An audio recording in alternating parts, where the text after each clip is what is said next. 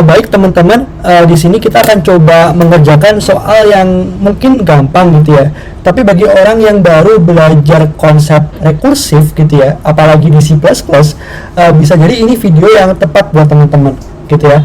Nah, jadi intinya adalah gini. Mungkin ada dari kalian yang udah tahu yang namanya bilangan Fibonacci ya. Jadi bilangan Fibonacci itu adalah kalau seandainya inputnya itu 0, maka dia sama dengan 0. Kalau inputnya 1, dia sama dengan 1 ya. Tapi untuk setiap input yang lebih dari 1, maka yang kita perlu lakukan adalah kita cari dia n-1 berapa, n-2 nya berapa gitu ya. Jadi kalau misalkan aku coba ke contoh yang 1 dan contoh kedua, kita coba lihat bareng-bareng ya. Ini coba aku hapus dulu. Nah, kalau seandainya n-nya sama dengan 2 ya di sini, maka n-nya sama dengan 2 itu kan tadi ya fn-1 ditambah fn-2 ya enggak? Berarti si f2 ini itu sama dengan fn-1 2 kurangi 1 atau f1 lalu f2 kurangi 2 yaitu f0. f1 ini kan sama dengan 1, f0 sama dengan 0. Nah 1 tambah 0 sama dengan 1 gitu teman-teman ya. Oke, nah gimana kalau n-nya lebih dari itu? Misalkan n-nya sama dengan 3 nih di contoh yang kedua. Oke. Nah, kalau n-nya 3, berarti kan karena dia lebih dari 1, maka kita pakai fungsi yang ini dong, yang aku lingkari ini, ya. Berarti dia kan sama dengan fn-1 atau 3 kurangi 1 atau 2 ditambah dengan f dari si n-2, 3 kurangi 2, yaitu f1, ya. Nah, karena f2 ini kan tadi udah kita hitung ya, sama dengan 1 ya. Sedangkan f1 ini, bentar aku coba hapus deh, ini kayaknya nggak begitu rapi. Nah, si F2 tadi kan kita udah hitung ya sama dengan 1. Si F1 juga sama dengan 1. Karena 1 tambah 1, maka outputnya untuk N sama dengan 3 adalah 2 gitu. Begitupun kalau seandainya N sama dengan 4 teman-teman. Berarti kan F4 sama dengan F4 kurangi 1 tambah F4 kurangi 2 ya. F3 tadi kan 2, F2 tadi kan 1. Nah, 2 tambah 1 sama dengan 3. Gitu ya teman-teman ya. Nah, jadi gimana caranya kita bisa menyelesaikan permasalahan ini gitu ya. Nah, aku bisa bilangnya kayak gini teman-teman. Kita coba mulai dari kayak gini deh. Yang namanya fungsi rekursif itu sebenarnya kita manggil suatu kumpulan dari stack teman-teman ya.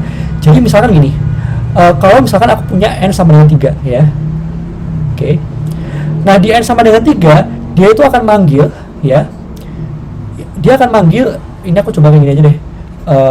Aku hapus yang ini biar ini kayaknya untuk problem kayak gini visualisasi itu mungkin bukan yang terbaik ya. Jadi aku coba yang kayak gini dulu biar lebih gampang buat teman-teman yang mungkin juga baru belajar fungsi rekursif gitu ya. Oke. Nah, n sama dengan 3 ini itu kan dia akan manggil n-1 sama n-2 ya. n-1 berarti kan ini ketika n-nya sama dengan 2. Oke. Lalu dia juga manggil n-2 yaitu n 3 kurangi 2 yaitu 1 kan ya. Oke. Nah, lalu n sama dengan 2 ini itu kita juga panggil untuk n sama dengan 2-1 atau n sama dengan 1 ya. Lalu untuk juga si n-nya sama dengan 2 kurangi 2 atau n sama dengan 0 ya enggak. Nah, n sama dengan 0 itu kan kita udah tahu ya, 0. N sama dengan 1 kita udah tahu 1 ya. Tadi kita tahu kan bahwa si F2 ini atau Fn sama dengan 2 itu kan adalah ketika 1 tambah 0 ya enggak. Berarti ini kan sama dengan 1. Berarti si ini itu dia akan return 1 ya kan. Tapi kita nggak berhenti di situ. Kenapa? Karena yang mau kita cari itu adalah ketika n sama dengan 3. Oke. Nah, ini 1. Nah, n sama dengan 1 itu kan kita udah tahu kan ya di definisi soalnya bahwa ketika n sama dengan 1 dia return 1 ya enggak. Karena yang n sama dengan 2 1, n sama dengan 1 1, maka untuk n sama dengan 3 dia adalah penjumlahan dari yang sebelah kirinya dan yang sebelah kanan atasnya. Jadi 1 tambah 1 atau sama dengan 2. Gitu ya teman-teman ya. Sampai sini paham ya. Nah, kalau kayak gini caranya berarti teman-teman ingat berarti kalau kayak gini itu sebenarnya yang kita lakukan adalah kita manggil fungsinya secara berulang, ya enggak? Jadi ini aku coba ini deh pindahkan ini ke bawah, lalu kita coba langsung coding aja deh biar teman-teman bisa langsung ngerti gitu. Ini kira-kira codingannya kayak gimana ya. Ini aku coba pindahin ke sini. Ini coba aku hapus, lalu aku pindahkan ke bawah. Ini misalkan tadi n-nya sama dengan 0 kan ya. Oke. Nah, Berarti yang perlu kita lakukan adalah kita akan ngelis nih base case-nya. Ingat teman-teman ya, kalau seandainya di fungsi rekursif itu kita perlu mendefinisikan yang namanya base case ya. Nah, si base case itu ya, dia adalah suatu keadaan biasanya dalam bentuk if else, yang mana kalau seandainya si base case tercapai, maka fungsi rekursifnya berhenti atau dia balik ke step sebelumnya ya. Karena kalau kita nggak pakai base case, fungsi rekursifnya akan jalan terus teman-teman, dia nggak berhenti. Jadi yang namanya base case ini penting banget ya. Oke. Nah, jadi untuk base case-nya kita perlu ingat ya, tadi kan di awal itu kan sebenarnya didefinisikan di soal ya. Kalau seandainya n sama dengan 1 ya dia 1. Tapi kalau n sama dengan 0 ya dia 0 gitu kan teman-teman ya. Nah, berarti kita bisa bilang kalau seandainya si n-nya itu sama dengan 0 gitu ya, maka dia akan return 0 ya enggak? Oke. Nah, tapi kalau seandainya n-nya itu sama dengan 1 gitu ya, maka dia akan return 1 gitu ya. Oke. Nah, cuman ingat ya, karena ini fungsi rekursif ya, maka yang perlu kita lakukan adalah return dari si FIB, ingat ya, n-1 tambah FIB n-2. Ini aku coba pindahin dulu coret-coret ke bawah ya. Dia masih agak ke atas nih, biar teman-teman bisa masih kelihatan dengan jelas codingannya. Nah, kayak gini ya. Oke. Nah, jadi ini jangan lupa kasih titik koma ya kalau di C++. Ini titik koma. Nah, kayak gitu ya. Nah, jadi kenapa bisa kayak gini? Ingat ya teman-teman ya. Tadi kan ini aku coba gambar dari awal ya, biar ini penting banget soalnya untuk konsep rekursif ya. Aku coba ulangi biar teman-teman paham gitu, karena ini benar-benar harus dipikirkan dan dicermati baik-baik ya. Jadi kalau misalkan n sama dengan 3 kayak tadi, kan kita kan sebenarnya manggil 2 kali kan ya. Oke. Yaitu ketika ini gini deh.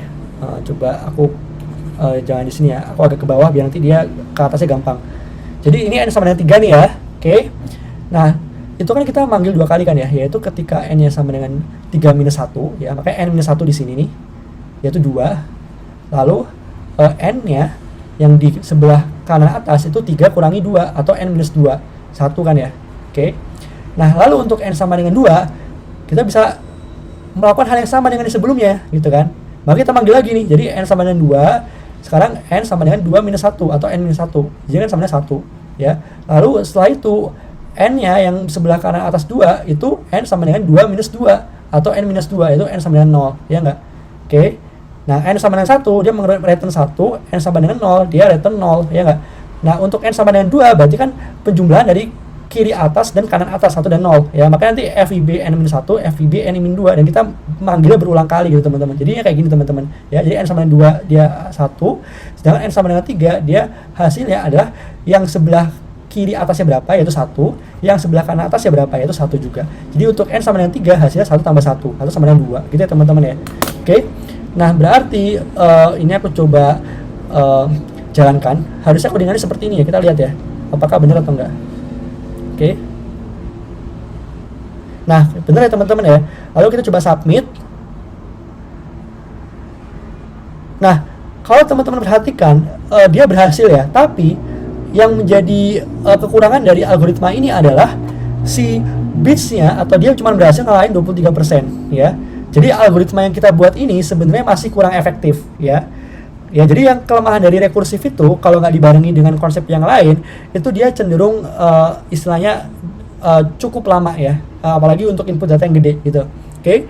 Nah, jadi tapi gini teman-teman, jadi walaupun dia cukup lama gitu ya, sebenarnya kita bisa tetap pakai fungsi rekursif, tapi kita perlu nambahin satu konsep lagi supaya si algoritmanya itu bisa jauh lebih cepat ya.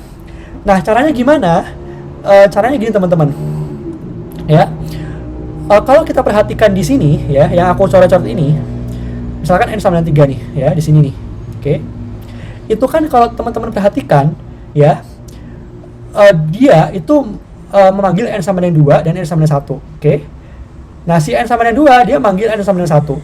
Nah, n sama dengan 1 dan n sama dengan 1 yang di sebelah kanan atas itu kan sama ya teman-teman ya. Jadi sebenarnya kalau seandainya kita punya banyak input, misalkan n sama dengan 5 gitu ya, lalu kita pakai cara yang tadi, sebenarnya kita menghitung banyak sekali elemen yang sebenarnya sama gitu di sebelah kiri dan sebelah kanannya ya.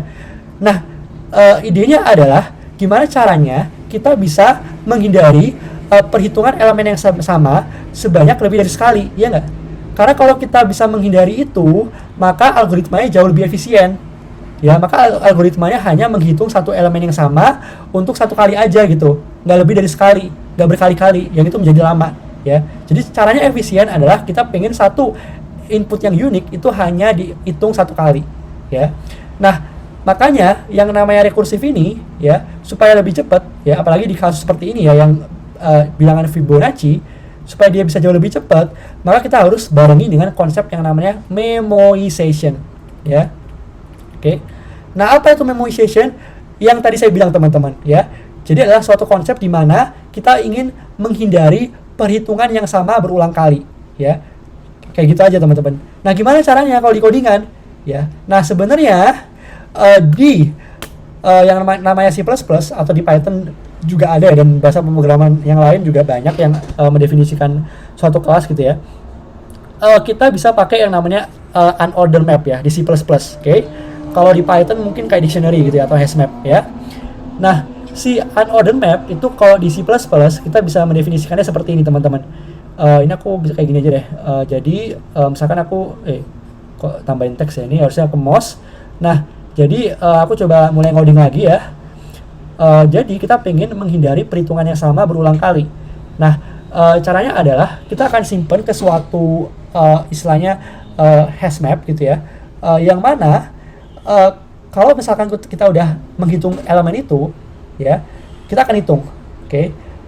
Lalu kita simpan ke hash mapnya, ya. Jadi misalkan kayak gini nih, aku coba ke drawing lagi ya. Jadi misalkan ini kan aku ke yang ini dulu nih, n sama dengan 1 ya. Ya, gimana caranya supaya aku nggak ngitung di n sama dengan 1 yang sebelah kanannya? Caranya adalah ketika kita udah ketemu n sama dengan 1 di sebelah kiri, kita akan simpan ke suatu hash map gitu ya. Nah, nanti kalau misalkan kita berkunjung ke elemen yang lain dan ternyata dia udah ada di hash map, ya udah ada di sini, ya maka kita nggak perlu hitung lagi, kita tinggal ngambil aja hasilnya, ya nggak? Oke, sampai sini paham ya teman-teman ya. Nah, ngambilnya itu sendiri itu adalah O1 teman-teman. Oke, jadi sangat cepat ya. Atau lookup table lah orang-orang bilang. Jadi hash map, lookup table tuh mirip-mirip konsepnya. Oke, jadi kayak gitu teman-teman ya. Nah, ini aku coba pindahin agak ke bawah dulu biar teman-teman bisa ngelihat codingannya dengan jelas. Oke, ini ke sini. Nah, sekarang kita coba ngoding lagi ya. Berarti hash mapnya itu atau lookup table kalau di C++ itu kita bisa pakai unordered map. Jadi ini tuh kita mulai dari unordered map. Ini kalau di C++ dia ada di standard library atau std gitu ya. Nah, elemennya adalah integer dan integer ya, karena kita mau simpan si elemen yang udah kita kunjungi dan si value-nya berapa gitu ya. F n-nya berapa, f elemen itu berapa, kayak gitu teman-teman. Oke. Jadi kalau misalkan kita udah kunjungi n sama dengan 2, kan kita tahu kan n sama dengan 2 itu 1 gitu. Ya udah, ketika kita ketemu 2 yang lagi tapi di bagian yang lain, kita tinggal ambil aja dari si unordered map ini gitu. Jadi nggak perlu ngitung lagi ya. Nah, berarti ini tuh dia akan sama dengan ini apa namanya, misalkan aku bilang visited lah ya. Oke. Atau udah pernah kita kunjungi ya.